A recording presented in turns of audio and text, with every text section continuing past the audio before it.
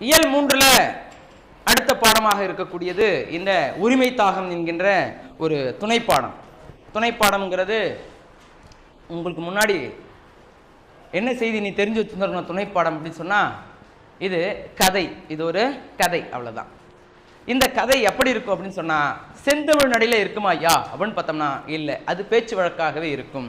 எப்படி அங்கே பேசிக்கிட்டு இருந்தாங்க ரெண்டு பேர், என்ன நடையில் பேசிக்கிட்டு இருந்தாங்களோ அந்த நடை அப்படியே பதிவு செய்யப்பட்டிருக்கும்.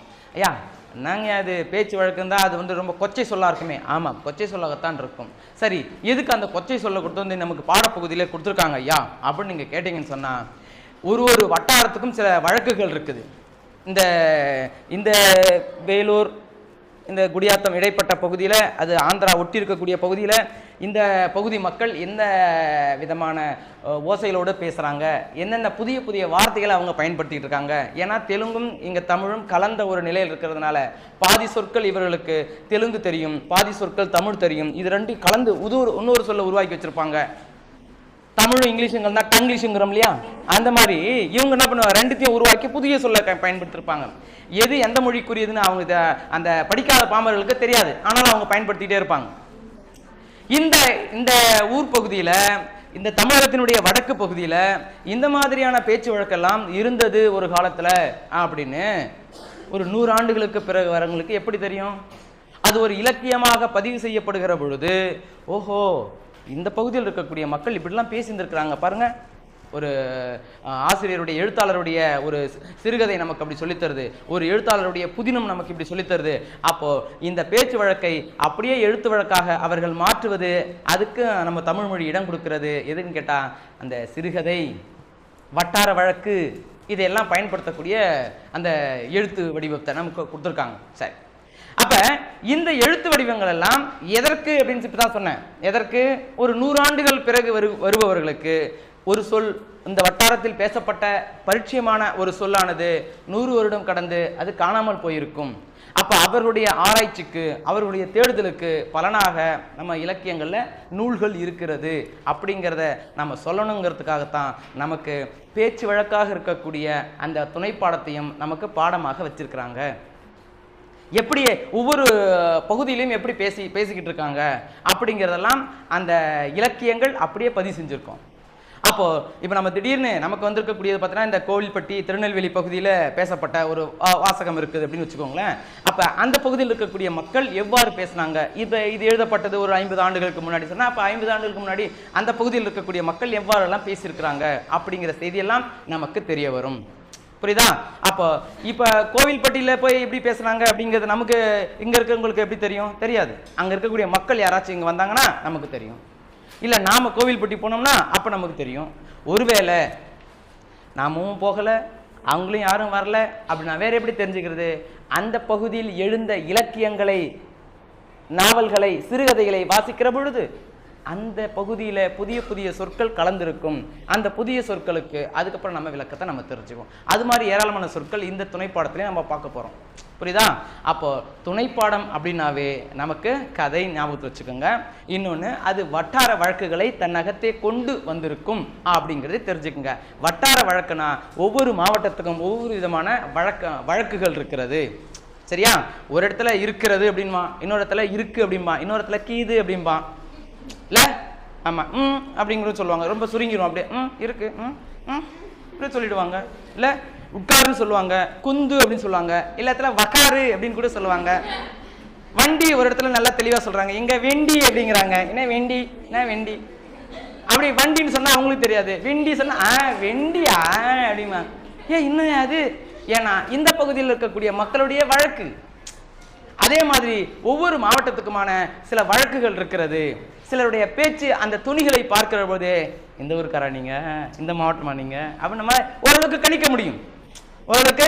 கொஞ்சம் அந்த மொழி, பல்வேறுபட்ட மொழி புலமையும் பல்வேறுபட்ட மாவட்டங்களுடைய தொடர்பும் கொண்டிருக்கக்கூடியவர்களுக்கு, பல்வேறுபட்ட மாவட்டங்களுடைய அங்க இருக்கக்கூடிய நபர்களிடம் தொடர்பு கொண்டிருக்கக்கூடியவர்களுக்கு இந்த வழக்கு எந்த பகுதியில் பேசப்படுகின்ற வழக்கு அப்படின்னு அவங்களால தெரிஞ்சுக்க முடியும்.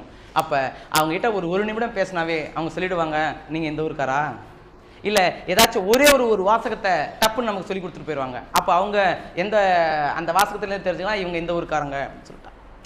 நான் கூட இந்த வேலூர் பேருந்து நிலையத்தில் ஊருக்காக கிளம்புறதுக்காக சில நேரங்களில் போவேன். அப்போ திடீர்னு ஒரு பேருந்துக்கு நான் உள்ளே போய் உட்காந்துக்கிட்டேன். மனைவி மக்கள்லாம் கூட்டிட்டு உட்கார வச்சுக்கிட்டா அந்த கீழே இருந்து ஒரு கல்லூரி மாணவி என்ன பண்ணுறாங்க, நடத்துனர்கிட்ட பேசுகிறாங்க. திருநெல்வேலி போகுமா அப்படின்னாங்க. போதும் உட்காரு, இவரு திருநெல்வேலிக்காரு. திருநெல்வேலி ஏன் அங்கே சீட்டு இருக்கா அப்படின்னு அந்த பிள்ளை கேட்குது. இவர் சொல்கிறாரு, ஐயா அங்கே என்ன தெரியும், இவங்க வந்தால் தானே தெரியும், ஏன் வா அப்படின்னு இவர் நடத்துனர் சொல்கிறாரு.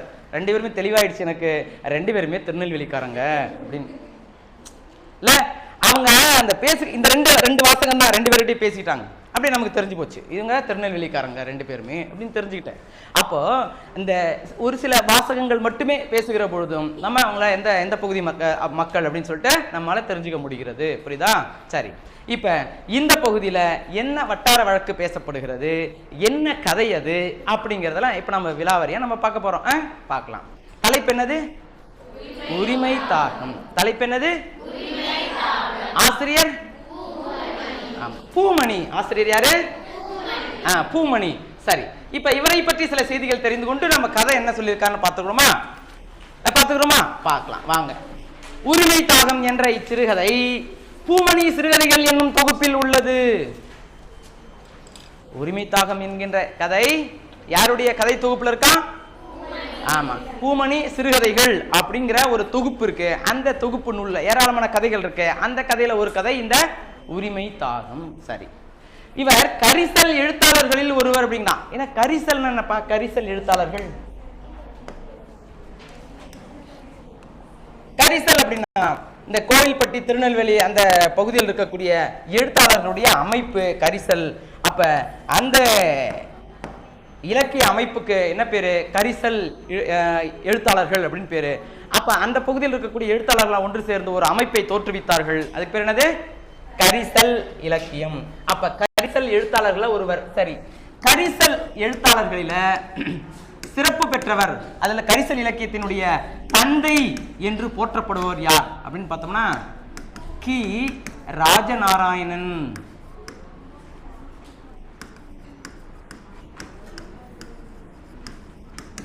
கரிசல் இலக்கியத்தினுடைய தந்தை என்று போற்றப்படுபவர் யாரு? அவர் தான் தூண்டுறாராம். ஏப்பா நீ நல்லா எழுதுறியப்பா, நீ கதை சிறுகதை புதினம்லாம் எழுதம்பா என்று ஒருத்தரை தூண்டுறாரு.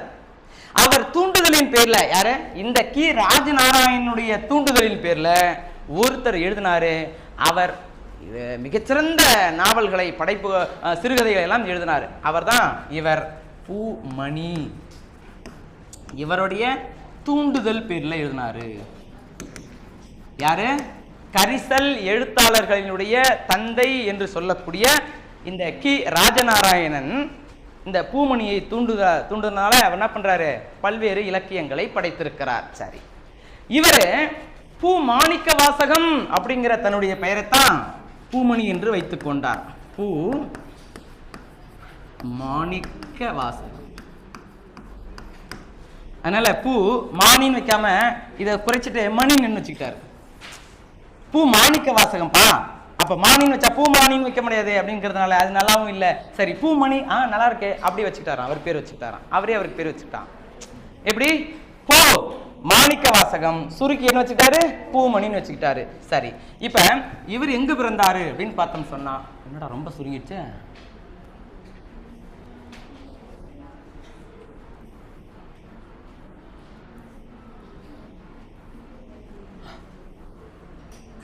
சரி, தெரியுது இல்லையா உனக்கு?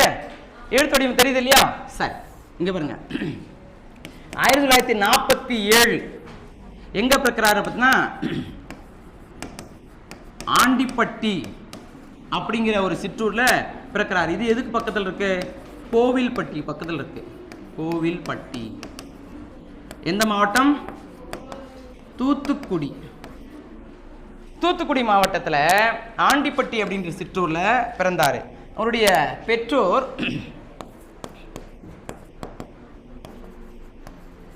பூலித்துறை தேனம்மை. பூலித்துறை தேனம்மை அவர்களுக்கு மகனாக இந்த பூ மாணிக்க வாசகம் அப்படிங்கிறவர் பிறந்தாரு. அதனால்தான் மாணிக்க வாசகத்துக்கு முன்னாடி பூ என்கின்ற சேர்த்திருக்கிறாரு. தன்னுடைய அப்பா பெயரை முதல் எழுத்தை கொண்டு பூ மாணிக்க வாசகர் அப்படின்னு வச்சுக்கிட்டாரு. பூ மாணிக்க வாசகம் அப்படின்னு வச்சுக்கிட்டாரு. அதையும் சுருக்கி என்ன வச்சுக்கிட்டாரு?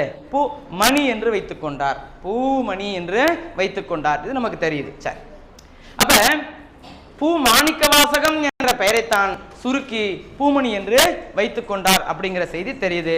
எந்த மாவட்டத்தை சேர்ந்தவர்? தூத்துக்குடி மாவட்டத்தை சேர்ந்த. எந்த ஊருக்கு அருகில் இருக்கிறது?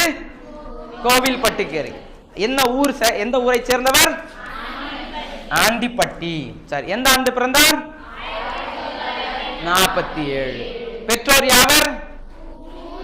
பூலித்துறை தேனம்மை. பூலித்துறை தேனம்மை ஆமா ஆகிய இணையருக்கு மகனாக பிறந்து பல்வேறு நூல்களை படைத்தவர். சரி, இப்ப தமிழ்நாடு அரசின் கூட்டுறவுத்துறையில் துணை பதிவாளராக பணியாற்றியவர். பணி அது மட்டும் கூட போட்டு வச்சுங்க. கூட்டுறவுத்துறையில துணை பதிவாளர், சப் ரிஜிஸ்டர் சொல்றாங்களே, தாலுகா ஆபீஸ்ல இருப்பாங்க பாத்தீங்களா, சப் ரிஜிஸ்டர், சப் ரிஜிஸ்டர், துணை பதிவாளராக. இப்ப பத்திரங்கள்லாம் பதிவு செய்யறாங்களா? ஒரு வீடு வாங்கினீங்க வித்தீங்க அப்படின்னு சொன்னா பத்திரம் பதிவு செய்வாங்க இல்லையா? அதுக்கு எழுதக்கூடிய எழுத்தாளராக, அதாவது துணை பதிவாளராக இவர் பணியாற்றியவர். சரி, ரொம்ப முக்கியமானது என்ன அப்படின்னு பார்த்தோம்னா இவருடைய சிறுகதை தொகுப்புகள். அறுப்பு, வயிறுகள், ரீதி, நொறுங்கல்கள் ஆகியன இவரது சிறுகதை தொகுப்புகள். கோடு போடுங்க. 2 மதிப்பெண் போடுங்க. நேரா சிறுகதை தொகுப்புகள் நேரா 2 மதிப்பெண் போடுங்க. அறுப்பு, வயிறுகள், ரீதி, நொறுங்கல்கள் ஆகியன இவரது சிறுகதை தொகுப்புகள். சொல்லுங்க. நொறுங்கல்கள். சரி, அப்ப மேல 1 2 போட்டுட்டீங்களா? இந்நேரம் இதெல்லாம் அப்படியே வரிசைக்கிரமா வருகிற போது 1 2 3 போட்டுக்கிறோம் நீங்க. சரியா? ஆமா, ஒவ்வொரு வாட்டி எதிர்பார்க்காதீங்க. டக் டக் டக் டக்னு எழுதிக்க. எத்தனை நமக்கு இங்க கொடுக்கப்பட்டிருக்கிறது சிறுகதை தொகுப்புகள்? என்னென்னது? ரைட். அடுத்தது வெக்கை, பிறகு, அஞ்ஞாடி, கொம்மை உள்ளிட்ட புதினங்களையும் எழுதிடுறா. அப்ப புதினங்களுக்கு நேரா ஒரு கோடு போட்டு அந்த 4 போட்டு அதுக்கு பக்கத்துல ஒரு 2 மதிப்பெண் போட்டுருங்க. வெக்கை, பிறகு, அஞ்ஞாடி, கொம்மை கோடு போட்டு பக்கத்துல 2 மதிப்பெண் எழுதிட்டீங்களா? ஆமா. புதினங்கள் ஒரு 2 மதிப்பெண், சிறுகதை தொகுப்புகள் ஒரு 2 மதிப்பெண். அடுத்தது கருவேலம்பூக்கள் என்ற திரைப்படத்தையும் இயக்கி இருக்கிறார். கருவேலம்பூக்கள் சிவப்பானத்தில் தான் இருக்கு, இருந்தாலும் உனக்கு வண்ணத்தில் இருக்காது. கோடு போட்டுங்க. கருவேலம்பூக்கள் என்ற திரைப்படத்தையும் இயக்கி இருக்கிறார். சரி, அடுத்தது பாருங்க. அஞ்ஞாடி என்னும் புதினத்திற்காக 2014 சாகித்ய அகாதமி விருது பெற்றார். அஞ்ஞாடி என்கின்ற புதினத்திற்காக சாகித்ய அகாதமி விருது பெற்றார். யாருன்னா?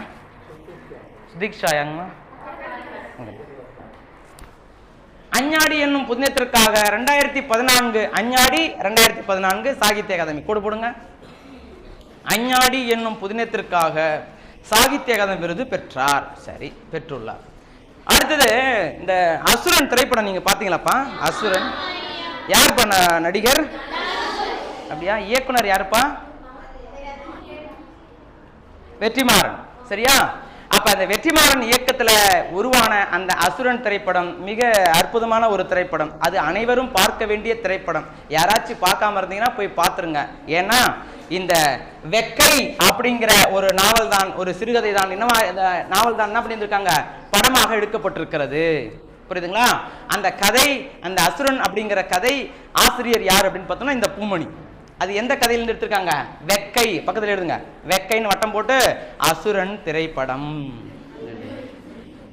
அசுரன் திரைப்படம். அந்த படத்தினுடைய மைய பொருள் என்னப்பா? மைய பொருள் என்ன? ஆதிக்க சமூகம் எவ்வாறு அடித்தட்டு மக்களை சுரண்டுகிறது, அந்த சுரண்டலிலிருந்து கல்வி எவ்வாறு தம்மை காப்பாற்றும் இல்லையா? அடித்தட்டு மக்களை ஆதிக்க வர்க்கம் எவ்வாறு சுரண்டம்னு அர்த்தம், அவங்க இருக்கக்கூடிய பொருள்களை பறிக்க பார்க்கும். அதிலிருந்து காப்பாற்றிக் கொள்ள வேண்டும் என்று சொன்னால் நாம் கற்றல் என்பது ரொம்ப ரொம்ப முக்கியமானது அப்படிங்கிற ஒரு கருத்தை மையமாக வைத்து அந்த திரைப்படமானது நகர்ந்திருக்கும். மிக அற்புதமான ஒரு திரைப்படம். பார்க்காதவர்கள் ஓய்வு கிடைக்கிற நேரில் 2-3 நாள்கள் உங்களுக்கு விடுமுறை வருகின்ற நாள்களில் உட்காந்து பாருங்க. இன்னைக்கே போயிட்டு வீட்டு பாடத்தை எல்லாத்தையும் ஓரம் கட்டிவிட்டு இன்னைக்கு அசுரன் எங்க ஐயா பார்க்க சொன்னாருன்னு சொல்லிட்டு அசுரன் திரைப்படத்தை உட்காந்து பார்த்துக்கிட்டு இருக்க கூடாது. புரியுதா? 2-3 நாள்கள் உங்களுக்கு விடுமுறை வருகிற பொழுது இந்த திரைப்படத்தை பாருங்க. ஏன்னா கல்வியினுடைய அவசியம் என்ன அப்படிங்கறத அந்த படத்துல உங்களுக்கு சொல்லியிருப்பாங்க கடைசியில. புரியுதா? ரைட். அப்ப வெக்கை அப்படிங்கிற ஒரு புதினமானது என்ன திரைப்படமாக மாற்றப்பட்டிருக்கிறது? அசுரன். யார் ஆசிரியர்? பூமணி. இயக்குனர் யாரு? சரி, ரைட். அப்ப அஞ்ஞாடி என்ற புதினத்திற்காக சாகித்ய அகாதமி விருது பெற்ற ஆண்டு 2000. பூமணி 2014 சாகித்ய அகாதமி விருது பெற்ற நூல் எது? அஞ்ஞாடி. அஞ்ஞாடி. அஞ்ஞாடி. ஆமா, அஞ்சாடி அப்படி இல்ல, அஞ்ஞாடி. ஞானம் என்ன சொன்னா நாணம், நாணம் அந்த மாதிரில அஞ்ஞாடி. சரிப்பா, நான் அடுத்த வேலைக்கு போயிடுறேன். ரைட். இப்ப இந்த பூமணியை பற்றிய குறிப்புகள் கேட்டா நீங்க சொல்லுவீங்க இல்லையா? பூமணி என்பவர் எப்பொழுது பிறந்தார்? அவருடைய சாகித்ய விருது பெற்ற நூல் எது? அவருடைய பெற்றோர் யாவர்? புலித்துறை தேனம்மை. அவருடைய நாவல்கள் என்ன? நாவல்னா புதினங்கள். புதினங்கள். ஆமா. அவர் எந்த ஊர்ல பிறந்தாரு? எந்த ஊர்ல பிறந்தாரு? எந்த மாவட்டத்தில் இருக்கு? ஆமா. அவருடைய சிறுகதை தொகுப்புகள் யாவை?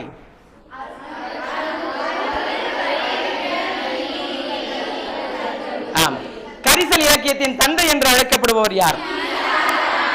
அவருடைய தூண்டுதலால் எழுதப்பெற்றவர் யார்? முழு பெயர் என்ன? பூ மாணிக்க வாசகம். அதை சுருக்கி எவ்வாறு வைத்துக் கொண்டார்? இதிலே பூ என்பது எதை உணர்த்துகிறது? அப்பா பெயர். புலித்துறை என்பதை முதல் எழுத்தாக கொண்டு வருவதனால அவங்க அப்பா பெயரை உணர்த்துகிறது. சரிங்களா? ரைட். அடுத்தது என்ன பணியாற்றி கொண்டிருந்தார்? கூட்டுறவுத்துறையில துணை பதிவாளராக பணியாற்றி கொண்டிருந்தார். சரியா? ஆமா, துணை பதிவாளராக.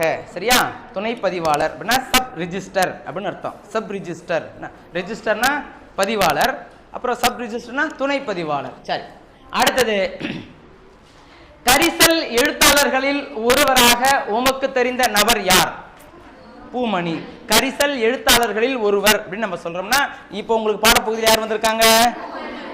பூ மாணிக்க வாசகம் வந்திருக்காங்க. சுருக்கி பூமணின்னு சொல்லுவீங்க இல்லையா? யாருடைய துண்டுதல் பேர்ல அவர் எழுதினார்னு பாத்தீங்க? ராஜநாராயணன் என்பவர் யாரு? கரிசல் இலக்கியத்தின் தந்தை இல்லையா? சரி. அடுத்தது, இவரை பற்றிய அந்த நூற்குறிப்புகளை தெரிந்து கொண்டு என்ன கதை, என்ன பாங்குல சொல்லியிருக்கிறாரு அப்படிங்கிறத நாம இப்ப கதை படித்து தெரிந்து கொள்வோம். தயாரா? ஆமா, ஓடி வாருங்கள்.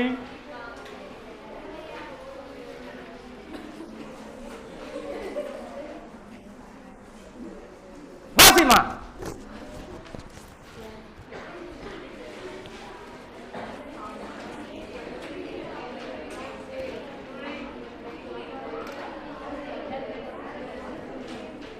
ஆகட்டும். நிலம் சடப்பொருள் அன்று இல்லையா? ஆமா, நிலம் சடப்பொருள். சடப்பொருள் அப்படின்னு சொன்னா என்ன தெரியுமா? ஜடம் அப்படி சொல்றாங்களே. ஜடம் மாதிரி உட்கார்ந்துகிட்டு இருக்காதரா அப்படிங்களாம். அப்படின்னா உயிரற்ற பொருள்.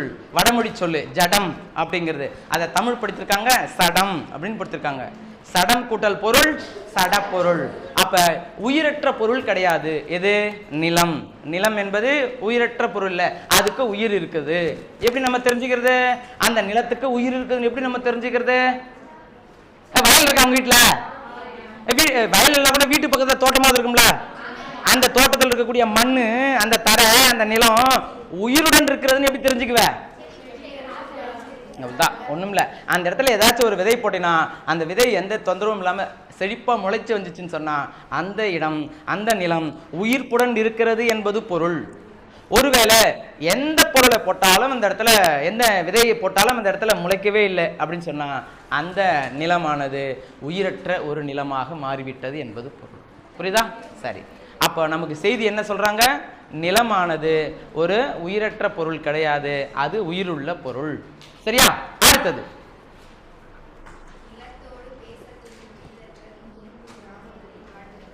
தெரியுமா உங்களுக்கு?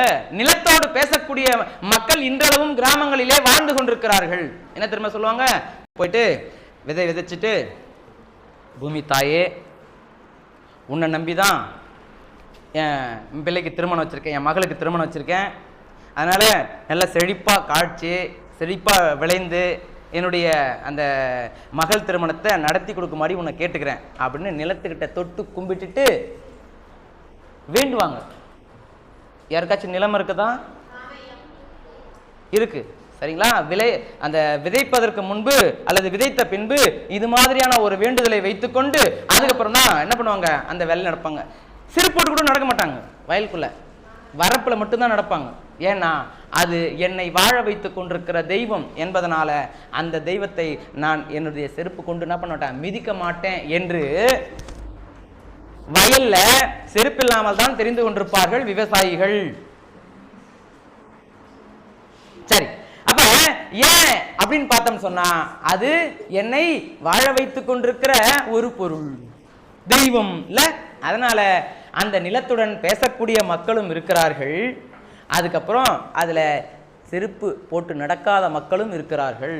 ஏன்னா அவங்க அந்த நிலத்தை தெய்வமாக கருதுகிறார்கள். சரியா? அப்ப நிலத்து கூட பேசக்கூடிய மக்கள் இன்றளவும் வாழ்ந்து கொண்டிருக்கிறார்கள் அப்படின்னு நமக்கு தெரியுது.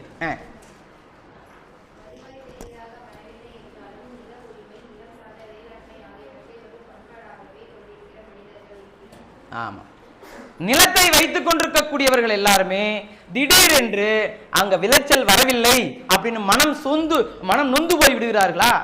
மனம் நொந்து அந்த நிலத்தை வித்து விடுகிறார்களா அப்படின்னு பார்த்தோம்னா இல்லை. அப்போ ஏன்னா ரொம்ப ரொம்ப குறைவான வருமானம், ஆனாலும் அந்த விவசாயத்தை எந்த விவசாயியும் விட்டு விடுவதாக இல்லை. யாரோ ஒருத்தர் என்ன பண்ணுவான், நம்ம மனம் நொந்து போயிட்டு இதுக்கப்புறம் என்னால் தலை தூக்கவே முடியாது, அதனால இதை வேறு ஒருத்தருக்கு நான் கொடுத்துறேன்னு சொல்லிட்டு வித்துட்டு போயிடுவாங்க. அப்ப இந்த நிலத்தில் வரக்கூடிய வருமானம் மிக குறைவாகவே இருந்தாலும் நிலம் அப்படின்னு ஒன்று நம்மகிட்ட இருக்குல்ல, அதுவே நமக்கு மிகப்பெரிய ஒரு கௌரவம் என்று எண்ணிக்கொண்டு குறைவான வருமானத்தை வைத்துக்கொண்டு நிறைவான ஒரு வாழ்க்கையை வாழ்ந்து கொண்டிருப்பார்கள் விவசாயிகள். ஒரு பொருளை நீங்கள் உற்பத்தி செய்கிறீர்கள் என்று சொன்னால் அந்த பொருளுக்கு விலை நிர்ணயம் செய்யக்கூடியவர்கள் உங்களுக்கு முழு உரிமையும் உண்டு. விலை நிர்ணயம் செய்யக்கூடிய அளவுக்கு உங்களுக்கு முழு உரிமையும் உண்டு. ஆனால் இது விவசாயத்தில் அப்படி அல்ல. அந்த ஒரே காரணத்தினால்தான் இன்றளவும் விவசாயிகள் ஏழ்மையாகவே இருக்கிறார்கள். அவர்கள் விளைவிக்கின்ற பொருளுக்கு அவர்கள் விலை நிர்ணயம் செய்தால் உலகத்தில் தலை சிறந்த கோட்டீஸ்வரர்களாக இருக்கக்கூடியவர்கள் விவசாயிகள். நம்ம ஞாபகத்தில் வச்சுக்கணும். நெல் மூட்டை மூட்டையா அறுத்துட்டு போயிட்டு வேர்வை சிந்தி 5 மாசம் 6 மாசம்லாம் கஷ்டப்பட்டு கொண்டு போயிட்டு மூட்டை மூட்டையாக கொண்டு போயிட்டு இறக்குவாங்க. இறக்கிட்டு ஐயா எவ்வளவுக்கு நீங்க எடுத்துக்கிறீங்க அப்படின்னு கேட்பாங்க. எவ்வளவுக்கு நீங்க எடுத்துக்கிறீங்க அப்படின்னு கேட்பாங்க. அப்ப நீ தானே கஷ்டப்பட்டு விவசாயம் பண்ண, நீ தானே விலை சொல்லணும், இவ்வளோ விலைக்கு தான் தருவேன், இதுக்கு மேலே எடுத்துக்காத, நீ இதுக்கு குறைவாலாம் நான் தரமாட்டேன் அப்படின்னு விவசாயிகள் பேச முடியாது. ஏன்னா அவங்க இடைத்தரகர்கள் சொல்ற விலை தான் இவங்க கொடுத்துட்டு வர வேண்டும்.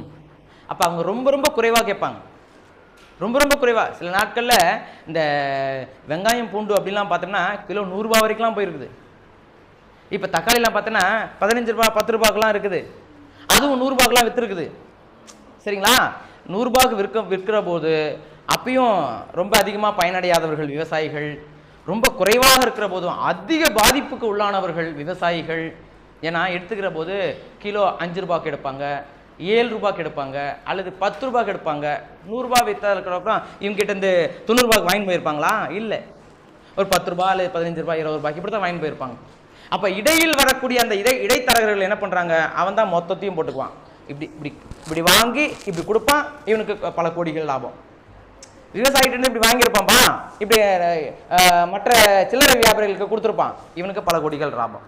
ஆனால் அதை உற்பத்தி செய்த 6 மாதமாக திண்டாடிய அந்த விவசாயிக்கு இவன் சம்பாதிக்கின்ற அந்த தொகையில ஒரு கால் பகுதியாவது போகுமான்னு கேட்டா போகாது. அதனால்தான் ரொம்ப ரொம்ப குறைவான வருமானம் வருகிறது என்பதற்காக அந்த நிலத்தை அப்படியே விவசாயம் செய்யாமல் விட்டு விடுகிறார்களா அல்லது வித்து விடுகிறார்கள் பார்த்தா இல்லை. நிலம் அது என்னுடைய உரிமை, அதனால அந்த நிலத்தை எங்கள் வீட்டில் வச்சிருக்கிறேன், நான் எங்கள் வீட்டுக்கு நிலம் இருக்குது அப்படிங்கிற ஒரு சிந்தனையோட ரொம்ப குறைவான விளைச்சல் இருந்தாலும் சரி, இன்றளவுக்கும் விவசாயிகள் அதை ஒரு பண்பாடாக கருதி வாழ்ந்து கொண்டு வருகிறார்கள். உங்களுக்கும் ஏதாச்சும் நிலம் இருந்தால் என்ன சிக்கலிலும் அதை விற்க வேண்டாம் என்று சொல்லி அப்பாவிடம் சொல்லிவிடுங்கள். பெரிய பெரிய நிறுவனங்கள் இப்போது விளைநிலங்களை விலைக்கு வாங்குகின்றன, 2 மடங்காக விலை கொடுத்து வாங்குகின்றன. ஒரு காலத்தில் உங்கள் யாவரிடமும் நிலம் இல்லை என்று சொன்னால் அப்போ அந்த விவசாயி என்ன தெரியுமா, அந்த வாங்கின அந்த பெருமுதலாளி என்ன தெரியுமா பண்ணுவான், 1 கிலோ அரிசி 5000 ரூபாய் அப்படின்னு சொல்லுவான். புரியுதுங்களா? இப்போ நம்ம 50 ரூபாய் கொடுத்தாவே நமக்கு கிடைக்குது இல்லையா? ஏன்னா அதிகமாக விளைச்சல் இருக்குது, எல்லார் கையிலும் இருக்குது, நிலம் இருக்குது. பெரும்பாலானவர்கள் நிலத்தை அவர்களே உழுது அவர்களுக்கு சமைக்கக்கூடிய ஆற்றல் மிக்கவர்களாக இருக்கிறார்கள் இல்லையா? கவனிக்கிறியா? கவனிக்கிறேன். அப்ப இப்படிப்பட்ட அந்த குறைவான வருமானம் இருந்தால் கூட விவசாயம் செய்யக்கூடிய மக்கள் இருக்கிறார்கள். அதனால நமக்கு ரொம்ப எளிமையாகவே கிடைக்குது உணவுப் பொருள்கள் எல்லாமே. அவங்க எல்லாருமே வித்துட்டாங்கன்னு வச்சுக்கோங்களேன், எல்லாருக்கிட்டையும் வித்துட்டாங்கன்னு வச்சுக்கோங்களேன். இப்போ வாங்கினவன் எல்லாம் என்ன பண்ணுவான், இப்போ 10 பேர் வாங்கியிருக்காங்க ஒருத்தரோட நிலத்தை அப்படின்னு சொன்னா என்ன பண்ணுவாங்க, அந்த 10 பேரும் சேர்ந்து ஒருத்தருக்கு வித்துருவாங்க. அப்போ என்ன பண்ணிடுவான், அப்போ அந்த 10 பேருடைய நிலம் எல்லாமே ஒருவருக்கு போயிடும். அந்த மாதிரி பக்கத்தில் இருக்கக்கூடிய எல்லா நிலங்களும் வாங்கி ஏதோ ஒரு சில அந்த முதலாளிகள், பண முதலாளிகள் மட்டும் எல்லா நிலத்தையும் வாங்கி வச்சிருப்பான். இது விவசாய நிலங்கள் மொத்தத்தையும் பண முதலாளிகள் வாங்கி வச்சிருப்பான். அப்போ அவன் விவசாயம் பண்ணுவான், என்னென்ன விவசாயம் பண்ணணும்னு முடிவு பண்ணிடுவான். அவன் விவசாயம் பண்ணிட்டு அவன் கொண்டு வந்து உங்ககிட்ட பொருள் கொடுத்தானா நீங்கள் சாப்பிட்டே ஆக வேண்டும், சாப்பிடாமலாம் இருக்க முடியாது. அதனால அவன் எவ்வளவு விலை சொல்லுகிறானோ அந்த விலை கொடுத்து நாம வாங்கி ஆக வேண்டும். அப்படிப்பட்ட ஒரு நிர்பந்தம் ஏற்படும். இதுக்கெல்லாம் என்ன காரணம், நாம விவசாயம் செய்யாமல் இருந்தாலும் அந்த நிலம் நம்மகிட்டே இருக்குன்னு நம்ம நினைக்காம என்ன பண்ணிவிட்டோம், அதை விற்று விட்டோம். அப்படி விற்று விட்டதுனால நாம் அந்த பிரச்சனை சந்திக்க மாட்டோம். ஏன்னா இதுக்கப்புறம் வரக்கூடிய நமது சந்ததியினர் இருக்காங்க பார்த்தீங்களா, அவங்க தான் அந்த பிரச்சனை அனுபவிப்பாங்க. அப்போ நம்முடைய முன்னோர்கள் எப்படி நம் நிலத்தை நமக்கு மீட்டு தந்தார்களோ அதே போல நாமும் வச்சிருந்து நம்முடைய சந்ததிக்கு அதை கடத்தி விட்டு தான் நம்ம போகணுமே தவிர நாம் அதை வித்துட்டோம்னு சொன்னா அந்த சந்ததி திண்டாடும். உங்க பிள்ளைங்களோ, உங்க பேரனோ, உங்க கொள்ளு பேரனோ, உங்க எள்ளு பேரனோ இப்படிப்பட்ட உணவுக்கு திண்டாடுகின்ற ஒரு வேலைப்பாடு நிலைப்பாடு வந்துருச்சுன்னு சொன்னா அதை இப்போதே நாம் கவனத்தில் கொண்டு அப்படிப்பட்ட ஒரு பிரச்சனையை நாம் உருவாக்கக்கூடாது என்று உணர்ந்து நாம் நிலத்தை நாம் அப்படியே நம்முடைய சந்ததிக்கு கொடுத்து விட்டு செல்ல வேண்டுமே தவிர்த்து பேராசை கொண்டு பேராசை காட்டுகிறார்கள் என்று சொல்லி அந்த நிலத்தை பிறருக்கு என்ன பண்ணக்கூடாது, விற்றுவிடக்கூடாது. நிலம் இருக்கக்கூடியவர்கள் தங்களுடைய பெற்றோருடன் இன்றே சென்று சொல்லுங்கள் என்னவென்று, என்ன கஷ்டம் வந்தாலும் அப்பா இந்த நிலத்தை மட்டும் வித்துறாதீங்க அப்படின்னு சொல்லுங்க. சொல்லுவீங்களா? சரி, இருக்கிறவங்க சொல்லுங்க. இல்லாதவங்க நீங்கள் போய் சொல்லும் போது அப்பா சொல்லாரு நமக்கு எந்த நிலமா இருக்குது நான் விற்க போகிறேன் அப்படிம்பாரு. இல்லை, இருக்கிறவர்கள் சொல்லுங்க. புரியுதா? ரைட். அப்போ குறைந்த வருமானமாக இருந்தாலும் அது அவர்களுடைய பண்பாடு. விவசாயம் செய்யணும். நாங்கள் எங்கள் வீட்டில் இதுக்கு முன்னாடி முன்னோர்கள் விவசாயம் செஞ்சுக்கிட்டு இருந்தாங்க, அதனால் நாங்களும் விவசாயம் செய்வோம். அதை ஒரு பண்பாடாகவே கருதி காக்கிறார்கள் நம்முடைய முன்னோர்கள்.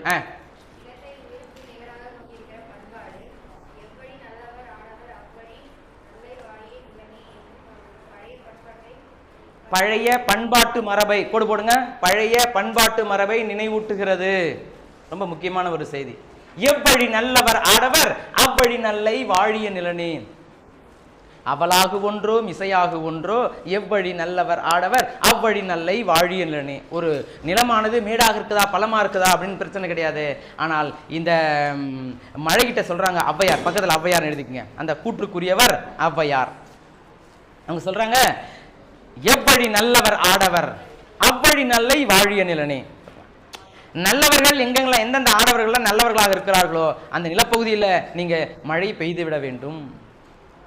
எவ்வழி நல்லை ஆடவர் அவ்வழி நல்லை வாழிய நிலனே என்று பேசுகிறார். அப்ப நிலத்தை வாழ்த்துகிறாரு. எப்படிப்பட்ட நிலம்? அந்த நிலத்தில் ஆடவர்கள் ஆண்கள் மிகச் சிறந்த அளவில் ஒழுக்கத்துடன் திகழ்கிறார்களா, அந்த நிலத்துல நீங்கள் மழை பெய்து அந்த நிலத்தை வாழ வைத்து விடுங்கள் என்று வேண்டுகிறார் அவர். புரியுதா? அப்ப அந்த நிலத்துக்கும் மனிதனுக்கும் இருக்கக்கூடிய தொடர்பு அவ்வளவு உயிருக்கும் உடம்புக்கும் இருக்கக்கூடிய நெருக்கத்தை போல மனிதனுக்கும் அந்த நிலத்துக்குமான தொடர்பு இருக்கிறது. அதைத்தான் இந்த துணைப்பாடமும் நமக்கு பதிவு செய்கிறது. பார்க்கலாம். நிலத்துடனான உறவு குடும்ப உறவையும் வலுப்படுத்துகிறது அப்படிங்கிறது இந்த துணைப்பாடத்தினுடைய மையக்கருவாக இருக்கிறது. சரியா? நீவாசன் இதுல யார் யாரெல்லாம் வராங்க கதை மாந்தர்கள் அப்படின்னு நம்ம பார்க்கலாம். படிமா. முத்தை எனக்கு தெரியாது. கதை மாந்தர்கள்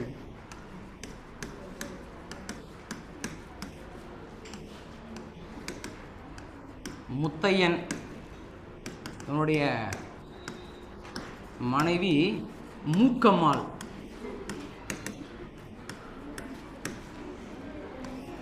தம்பி வெள்ளைச்சாமி. அப்புறம் பங்காரு சாமி, ஒரு கடன் கொடுத்தவர்.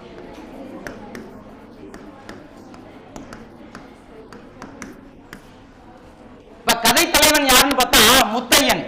யாரு? முத்தையன். அவனுக்கு ஒரு மனைவி இருக்காங்க, அந்த மனைவி பேரு மூக்கம்மாள். அந்த முத்தையனுக்கு ஒரு தம்பி இருக்கான், அந்த தம்பி பேரு வெள்ளைச்சாமி. இந்த வெள்ளைச்சாமிக்கு ஒருத்தன் கடன் கொடுத்தவன் இருக்கான், அவன் பேரு பங்காரு சாமி. என்ன சாமி? பங்காரு சாமி. சரி, இந்த கதை மாந்தர்களோடு இந்த கதையானது நகர்கிறது. அது என்ன கதை அப்படிங்கறத நம்ம பார்க்கலாம். சரி. பெண்டாட்டி சொல்லித்தான் தெரியும். இதுவரை அந்த சங்கதி பெண்டாட்டி பொண்டாட்டி பொண்டாட்டி நாம பேசுறது பெண்டாட்டி, அதுதான் சரியான சொல்லு. சரி, பெண்டாட்டி சொல்லித்தான் இது வரைக்கும் ஒரு செய்தி தெரியும். இது வரைக்கும் தெரியாம இருந்துச்சு, இப்ப அவன் பொண்டாட்டி சொல்லித்தான் முத்தனுக்கு தெரியுமா. என்ன செய்தி அது?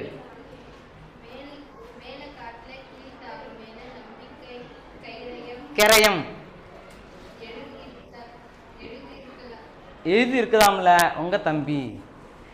கீழத்தார் அப்படின்னு சொன்னா, கீழத்தாருங்கிறாங்க இல்லையா, கீழத்தார்னா மேல எழுது புன்செய்யின் ஒரு பகுதி.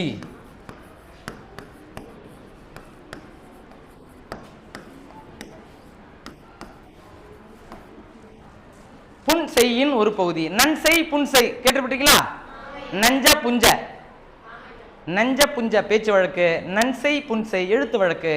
அப்படின்னா நம்ம இதுக்கான விளக்கத்தை போன வகுப்புல கூட பார்த்திருக்கோம், முன்னாடி 11 வகுப்புல. ஞாபகம் இருக்கா உங்களுக்கு? நன்செய் என்றால் என்ன அப்படின்னா பொருள் என்ன? நீர்வளம் மிகுந்திருக்கக்கூடிய பகுதிக்கு நன்செய் அப்படின்னு பேரு. புன்செய் என்றால் என்ன தெரியுமா? வானம் பார்த்த பூமின்னு அர்த்தம். எப்ப மழை பெய்யுதோ அப்பதான் என்ன பண்ணுவாங்க? விவசாயம் பண்ணுவாங்க. மற்ற நேரங்கள்ல விவசாயம் பண்ண மாட்டாங்க. புரியுதா உனக்கு? நம்ம புரியுதாமா? சரி, அப்ப நன்செய்னா என்ன, புன்செய்னா என்னன்னு தெரிஞ்சுக்கிட்டீங்களா? சரி, அப்ப கீழத்தார் அப்படின்னா நன்செய்னுடைய ஒரு பகுதியை நம்பிக்கைக்கரை எழுதி வேற ஒருத்தருக்கு கொடுத்துட்டு இருக்கான். இது ரெண்டு பேரும் பேசிக்கிட்டு இருக்கிற போது இந்த மூக்கம்மாளுக்கு, பக்கத்து வீட்டில் இருக்கிற மூக்கம்மாளுக்கு செய்தி தெரியுது. அதை தன் கணவன் கிட்ட சொல்றா. யாரு கணவன்? முத்தையன் கிட்ட சொல்றா.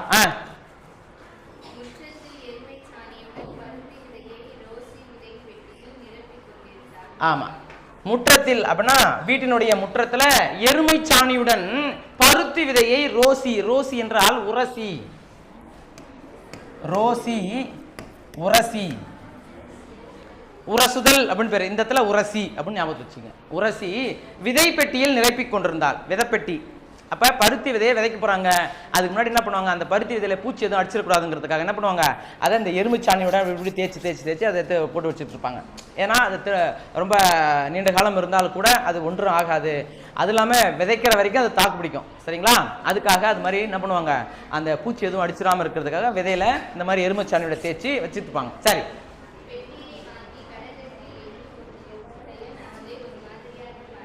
ஆமா, கடகத்தில் அப்படின்னா ஓலை பெட்டியில். கடகத்தில் அப்படின்னா எழுதுங்க, ஓலை பெட்டி. ஓலை பெட்டிலாம் தெரியுமா? பனை ஓலை இருக்குல்ல, பனை ஓலை இருக்குல்ல, அதை எடுத்து இப்படி இப்படி இப்படி பின்னி பின்னி பின்னி சின்னதாக ஒரு பெட்டி மாதிரி வச்சிருப்பாங்க. அது பேரு பனை ஓலை பெட்டி. சரியா? அப்ப அந்த பனை ஓலை பெட்டியில என்ன பண்ணியிருக்காங்க இவங்க? அந்த உரசி உரசி தரதை எடுத்துட்டு அந்த பெட்டிக்குள்ள அடைச்சி வைக்கிறாங்க. ஏன்னா எடுத்துட்டு போயிட்டு வயல்ல திரும்ப விதைக்கணுங்கிறதுக்காக அதை பெட்டியில அடைச்சி வைக்கிறாங்க. ரைட்.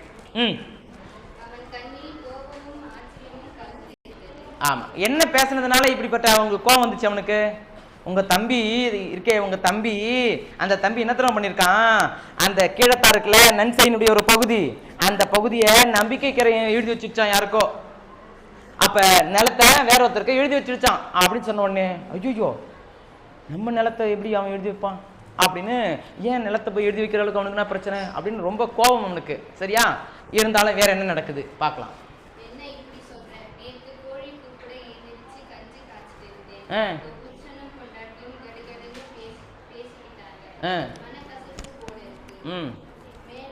மேலூர் 200 ரூபா.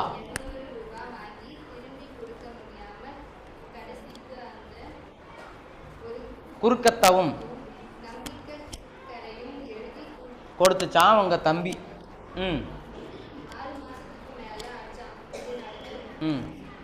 பொண்டாட்டிக்காரி சண்டையை தொடங்கியிருக்கா.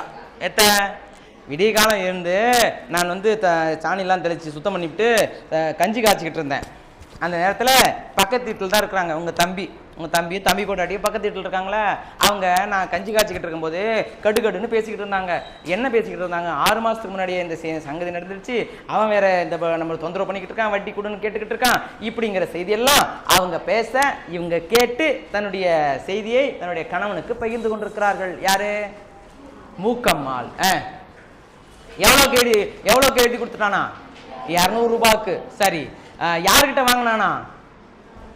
பங்காரு சாமி கிட்ட 200 ரூபா வாங்கினானா? அதுக்கு வட்டிக்கு ஈடா இந்த நிலத்தையே எழுதி கொடுத்துருக்குறான். வட்டிக்கு ஈடாக இந்த நிலத்தை எழுதி கொடுத்துருக்குறான். இந்த செய்தி எல்லாம் அவங்க பேசிக்கிட்டே இருக்காங்க. அப்படி பேசிக்கிட்ட செய்தியை கேட்டு இந்த மூக்கம்மாளுக்கும் திடீர்னு அதிர்ச்சி ஆயிடுச்சு. என்ன நிலத்தை எழுதி கொடுத்துருக்காரா வட்டிக்கு ஈடா அப்படின்னு இந்த செய்தி இந்த நம்மகிட்ட இருந்தா சரியாகாதுன்னு சொல்லிட்டு கணவன் கிட்ட அந்த செய்தியை ஒப்படைத்து விட்டாள் அந்த மூக்கம்மாள்.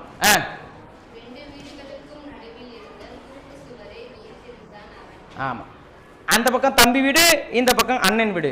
இந்த பக்கம் பேசினா அந்த பக்கம் கேட்கும், அந்த பக்கம் பேசினா இந்த பக்கம் கேட்கும். அப்ப விடியற்காலில் எழுந்து இந்த மாதிரி அவங்க பேசிக்கிட்டு இருந்ததை கேட்டுட்டு கணவன்கிட்ட சொன்னா இல்லையா, அப்ப பக்கத்துல தான் இருக்கான், ஆனா ஒரு செவர் வந்து தடுத்துக்கிட்டு இருக்குது அப்படின்னு அந்த சுவற்றை வெறித்து கொண்டிருந்தான் இந்த முத்தையன்.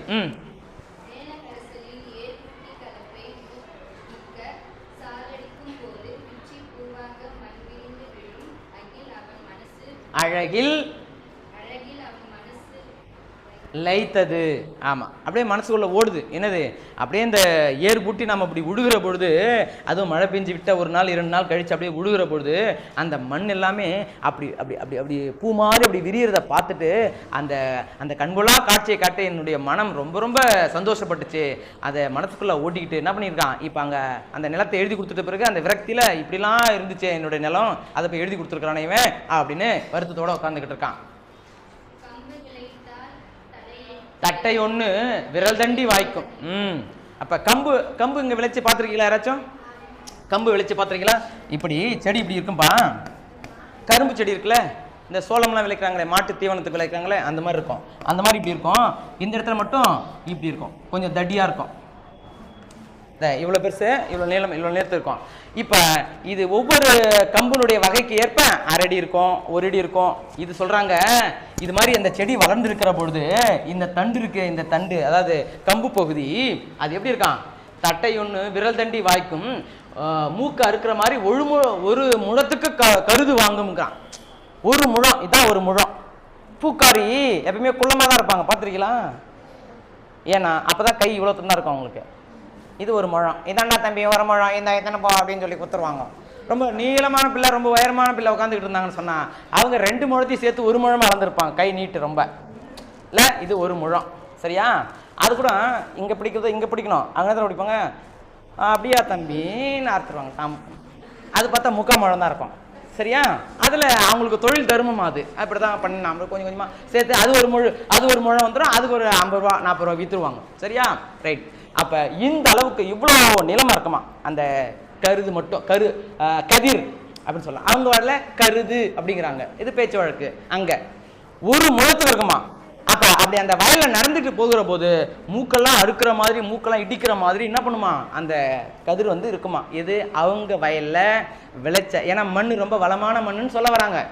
அவரு முத்தையன் சொல்றாரு, ரொம்ப வளமான மண்ணு, கம்பு விளைச்சம்னு சொன்னா ஆள் உயரத்துக்கு ஒவ்வொரு முழத்துக்கு கருது வாங்கும். அப்ப எல்லா நிலங்களிலும் எல்லா நேரங்களிலும் நம்ம விதைக்க முடியாது. எப்பதான் விதைக்க முடியும்? மழை பெய்கின்ற காலங்களில் மட்டும்தான் அந்த விளைச்சலை நம்ம சீக்கிரமா எடுத்துக்கிற முடியும். மற்ற நாட்கள் எல்லாம் அது காஞ்சிட்டு தான் கிடக்கும். அப்படிப்பட்ட நிலையில இப்ப நம்ம உழக்கூடிய ஒரு வேலையில இப்ப வித்துட்டு வந்திருக்கிறானே, எழுதி கொடுத்துட்டு வந்திருக்கிறானே, இப்ப அவனுடைய பழைய நினைவுகள்லாம் வந்துட்டு போகுது. இப்படிலாம் நம்ம வந்து விவசாயம் பண்ணிட்டு கிடந்துமே அப்படின்னு நினைச்சு பாக்குறான்.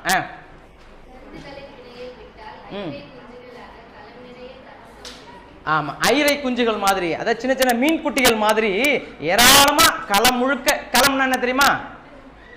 களம் களம்னா அந்த நெல் தானியங்கள்லாம் கொண்டு வந்து அடித்து அதை காய வைப்பாங்க. பெரிய மைதானம் மாதிரி இருக்கும். இவ்வளோ இது மாதிரி ஒரு 4 அறைகள் வகுப்பறைகள் சேர்ந்தால் எவ்வளோ பெருசு இருக்குமோ அவ்வளோ பெருசு வச்சுருப்பாங்க. அந்த இடத்துல அந்த கதிரில் அறுத்துட்டு வராங்க இல்லையா, அதை போட்டு அதுக்கு மேலே பிணையல் விடுறது, அதுக்கப்புறம் புனை கட்டுறது. எப்படின்னா மாட்டை கட்டிட்டு வந்து அது மேலே சுற்றி சுற்றி வர விடுவாங்க. அப்படி வர விட்டாங்கன்னா அது மிதிச்சு மிதிச்சு மிதிச்சு மிதிச்சு அந்த கம்பு மாதிரி இவ்வளோ உயரத்தில் இருக்கக்கூடியதில் மாட்டுடைய கால் பட்டு பட்டு பட்டு என்ன பண்ணோம், அதில் இருக்கக்கூடிய அந்த கம்பெல்லாம் தனித்தனியாக வந்துடும். இந்த கதிரிலேருந்து கம்பு தனியாக எடுக்கணும். அது என்ன பண்ணுவாங்க, இதோட அறுத்துட்டு வந்துடுவாங்க. இது இருக்குதுன்னா இதோட தான் கதிர் இருக்குதுன்னு சொன்னால் இதுக்கு பிள்ளை செடி தானே, கீழே வீண் தான். இதை மட்டும் அறுத்துட்டு வந்து கும்பலாக எடுத்துகிட்டு வந்து போட்டுட்டு மாட்டை நிறைய 4-5 மாடுகளை கட்டி அது மேலேயே சுற்றி சுற்றி சுற்றி சுற்றி வர விடுவாங்க. அதுக்கு பேர் பிணையல் வெட்டுறது, சரியா, புனை கட்டுறது அப்படிம்பாங்க. அப்போ மாடுகள் பாட்டுக்கும் இப்படியே சுற்றிட்டு கிடக்கும், இப்படியே சுற்றிட்டு கிடக்கும், தின்னாது.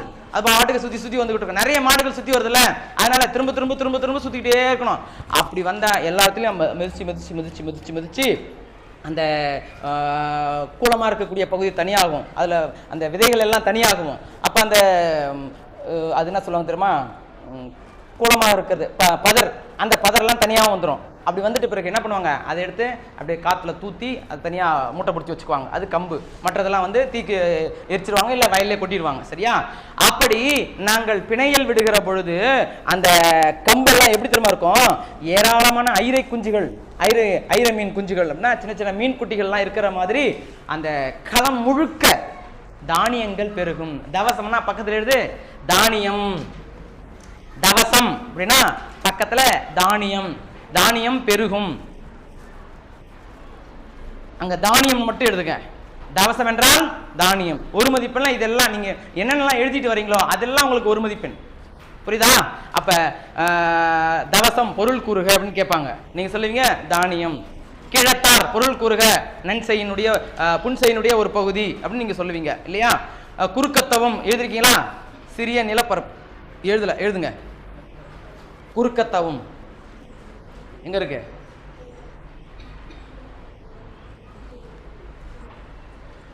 இங்க பாருங்க. இந்த பத்தியில 3வது 4வது வரைக்கும் பாருங்க, குறுக்கத்தவம் இருக்கு பாருங்க.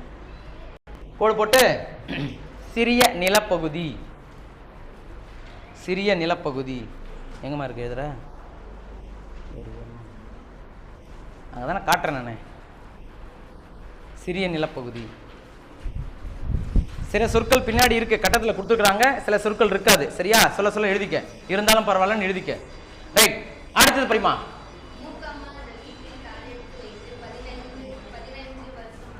ஆமா, இந்த முத்தையனுக்கும் மூக்கம்மாளுக்கும் திருமணம் நடந்து எத்தனை வருஷங்கள் ஆகுதான், 15 வருஷம் ஆகுது இவங்க வீட்டுக்கு வரும்போது. சரி, வீட்டுக்கு வருகிற பொழுது என்ன நிலைமை, வீட்டினுடைய சூழல் என்ன படிங்க.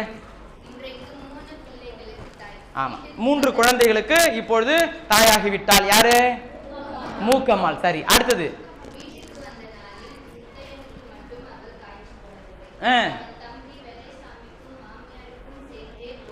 ஆமா, மாமியார் இருக்கிறாங்க, அவனுடைய கணவனுடைய தம்பி யாரு, வெள்ளைச்சாமி இருக்கான். அதுக்கப்புறம் எல்லாருக்கும் சேர்த்துதான் என்ன பண்ணிருக்கா, அவ சமைச்சு போட்டு இருந்திருக்கிறா. சரி, இதுக்கு மேலே ஒரு செய்தி என்னது,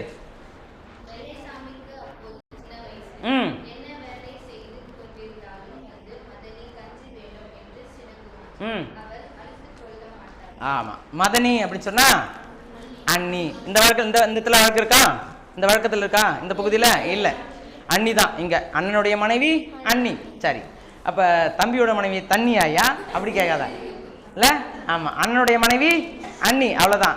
அந்த தென் தமிழகத்தெல்லாம் பார்த்தோம்னு சொன்னா அண்ணனுடைய மனைவியை மதனி என்று சொல்வார்கள். அப்பதான் ஓடி விளையாடிட்டு ஓடி வந்து என்ன சொன்னான், மதனி கஞ்சி வேணும். கஞ்சினா என்னது, சாப்பாடு வேணும். திருநெல்வேலி பாஷையில கஞ்சி அப்படின்னு சொன்னா சாப்பாடு, என்ன கஞ்சாச்சா அப்படிம்பாங்க, சாப்பிட்டாச்சா அப்படின்னு அர்த்தம்.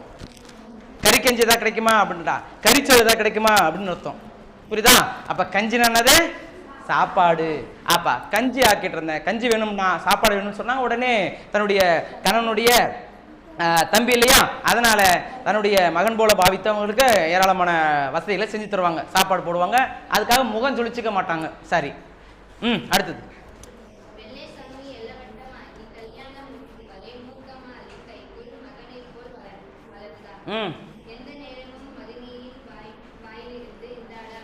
ஆமா, இந்தடா என்ன பண்ணிக்கிட்டு இருக்காங்க, வாடா போடாதான் ஏன் அப்படின்னு அப்படின்னு பார்த்தா அவன் ரொம்ப சின்ன பிள்ளை. அதனால என்ன பண்றது, தன்னுடைய வயதுக்கு ஏற்ப அவனை கூப்பிடுறது சரிதான் சொல்லிட்டு அப்படியே ஒரு தாய் தன்னுடைய மகனை அழைப்பது போல அப்படிப்பட்ட உறவுமுறையில அந்த மூக்கம்மாள் ரொம்ப உரிமையோட, என்னடா வெள்ள வரா சாப்பிட்டு போடா, அங்க என்ன பண்ணிக்கிட்டு இருக்கா, இங்க வாடா அப்படின்னு உரிமையோடு பேசக்கூடிய முறைதான் இருந்திருக்கிறது.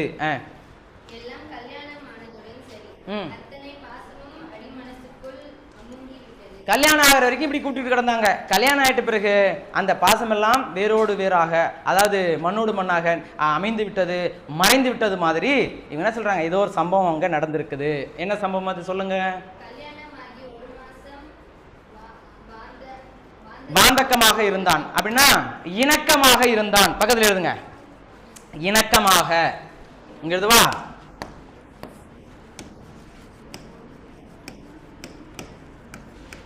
இணக்கமாக, பொருத்தமாக,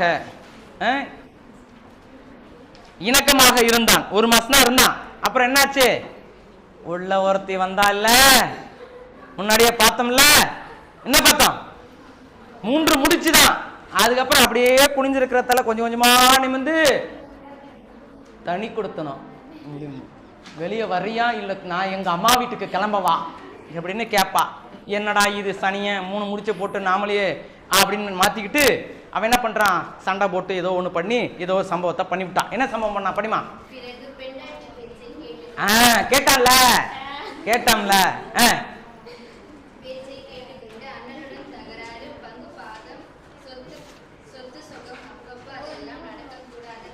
அப்ப என்ன நடந்துச்சுன்னு தெரியுது.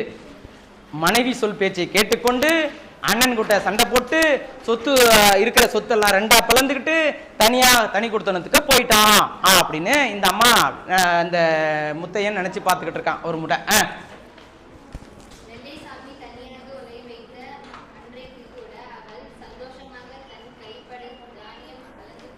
இந்த வீட்டை பிரிக்கிறதுலாம் என்ன தெரியுமா உங்களுக்கு, தெரிஞ்சிருக்காது? தெரிஞ்சிருக்கா?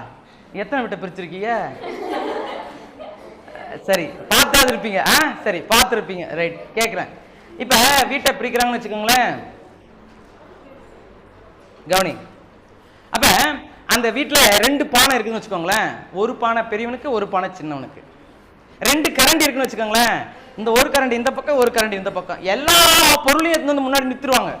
நிறுத்திட்டு எல்லாத்துலேயும் சரி பாதி. நிலம் 4 ஏக்கர் இருக்குது. அப்போ 2 ஏக்கர் இந்த பக்கம், 2 ஏக்கர் இந்த பக்கம். இதெல்லாம் பிரிக்கிறதுலாம் நியாயம். வீட்டில் தானியம் ஒரு படி இருக்குன்னு வச்சுக்கோங்களேன், இவ்வளோ தானியம் இருக்குன்னு வச்சுக்கோங்களேன், அதை 2ஆ பிளந்து இந்த பக்கம் அரைப்படி இந்த பக்கம் அரைப்படி கொடுத்துருவாங்க.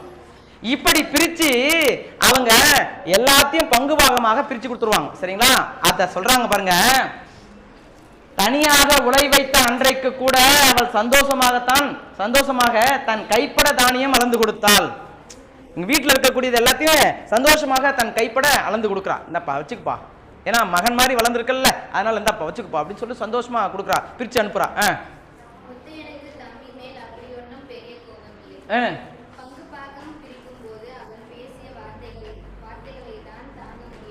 ஆமா, ரொம்ப பெருசாலாம் கோபம் இல்லை, இருந்தாலும் அந்த பங்கு பாகம் பிரிச்சுக்கிட்டு இருந்தாங்களே அந்த நேரத்தில் அவன் ஒரு வார்த்தையை விட்டுவிட்டான். ஏன்னா தீயினால் சுட்டபுண், அப்ப நம்ம தீயால சுட்டா கூட அது என்ன பண்ணிடுமா, உள்ளேயும் ஆறிடும், மேலே இருக்கும். ஆனால் சொல்லால நம்ம நாவால் பிறரை நம்ம திட்டோம்னு சொன்னா அது என்ன நடக்கும், வடு எங்கனாச்சும் மாறுமா, எப்பயுமே வடு மாறாது. அது மாதிரி அது இருந்து கொண்டே இருக்கும், ஆனால் காயம் ஏற்படாது, வடுவாகி கொண்டே உறுத்திக்கிட்டே இருக்கும். அதனால்தான் பிறகு என்ன பண்ணக்கூடாது, நம்ம கடுமையான சொற்களிலே வசைபாடுதல் கூடாது அப்படிம்பாங்க. சரிங்களா? அப்படி அவன் என்ன வசைபாடினான், அதனால் அந்த குடும்பம் என்ன ஆனது அப்படிங்கிற செய்தியெல்லாம். நன்றி, வணக்கம்.